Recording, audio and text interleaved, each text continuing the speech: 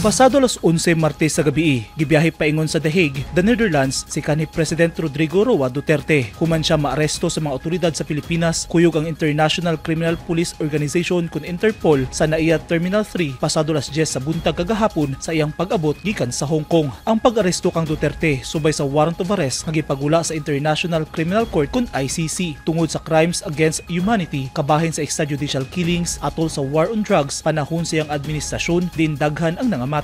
Sakay sa chartered Gulfstream G550 aircraft nga dunay tail number RPC5219 si Duterte kuyog ang iyang kanhi executive secretary nga si Salvador Mijaldea, lakip na personal assistant ug nurse nga nanukad sa Villamor Air Base sa Pasay City. Wala sab gitugutan nga makasulod sa Villamor Air Base sila Vice President Sara Duterte, Senador Christopher Bongo ug mga miyembro sa pamilyang Duterte. Sumala ni Vice President Sara Duterte, state kidnapping ang pag-aresto sa iyang amahan. Sinasabi ko lang sa inyong lahat, Pilipino kayo, huwag kayo pumayag na ang isang Pilipino bibigay sa mga dayuhan, lalong-lalo na pag labas na sa batas yun. What do you call it? State kidnapping? Parang ganyan na yung nangyayari. And all because hang matatalo sila sa midterm elections. Dahil ang lakas ng vote rate sa 9 candidates ng PDP laban. At mag-ingat kayo ha! I warned you about the budget. I'm warning all of you about election cheating.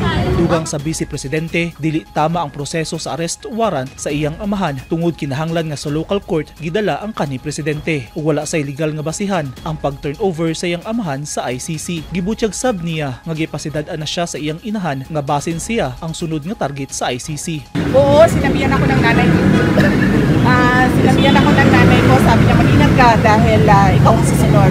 Iniisip ko lang ang gastos sa abogado eh. Magastos kasi ang mga abogado. So yan lang naman yung concern natin sa ngayon. But so far, napaghandaan din naman yung gastos para sa mga abogado. Okay lang.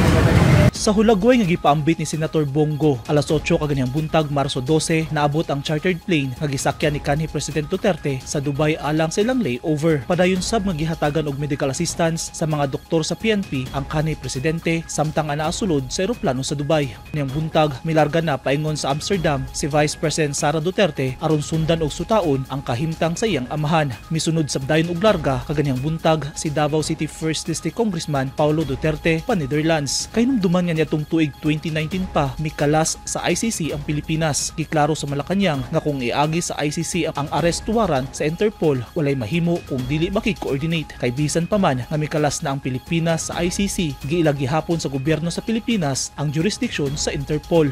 Ang Interpol usa ka multinational group nga gilangkuban sa 196 ka mga miyembro sa mga nasud aron magtinabangay aron pangdakpon ang mga pugante nga nagtabok-tabok sa mga international borders. Ang Interpol dili usa ka special SWAT team nga moadto sa usa ka nasud aron mang-aresto ug makigpinusilay sa mga pugante. Ang trabaho gyud sa Interpol mao ang koordinasyon ug information sharing. Ang Interpol dunay opisina nga gitawag og National Central Bureau sa tanang nasud nga miyembro niini. Sa National Central Bureau makig-coordinate ang Interpol kung adunay wanted. Kung dunay gipagawas nga warrant of arrest ang usa ka nasud o ang usa ka international tribunal sama sa ICC, magpagawas ang Interpol og red notice ug ipakatag kini sa tanang nasud nga miyembro niini. Ang red notice usa ka request sa local law enforcement nga dakpo ng usa ka tawo ug i-extradite sa laing nasud. Depende na sa matag nasud kung hatagan nila og bili ang red notice kay dili pwedeng mamugos ang Interpol kung dili mosugot ang usa ka nasud. Sa kaso ni kanhi President Duterte, kinahanglan nga miagi ang red notice sa National Central Bureau nga makita sa National Bureau of Investigation kun NBI ug Philippine National Police ug ang moaresto kaniya kinahanglan nga mga miyembro sa NBI o PNP ug dili taga laing nasud. Eugene Hinutan, Newsline Philippines. Stay safe.